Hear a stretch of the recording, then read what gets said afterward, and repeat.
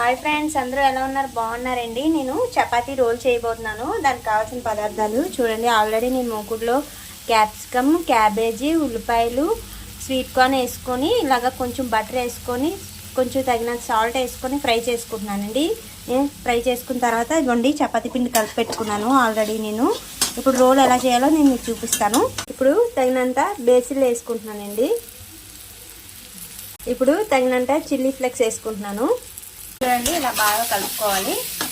అంతా కలిసేటంత పెప్పర్ వేసుకున్నాం. చూడండి, అంతా అయిపోయినట్టే. ఇప్పుడు స్టవ్ ఆఫ్ చేసుకుందాం. తీసి పక్కన పెట్టుకుందామండి. చూడండి ఫ్రెండ్స్, ఇలా రెండు వైపులు ఆయిల్ లేకుండా కాల్చాలి. తర్వాత చూడండి, ఇలా ప్యాన్ మీద ఆమ్లెట్ వేసుకున్నాం కదా. ఇప్పుడు చపాతీ పెట్టేసుకుందాం.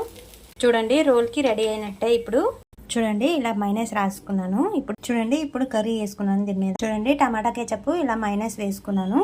చూడండి ఫ్రెండ్స్, రోల్ రెడీ అయినట్టే. Like and share.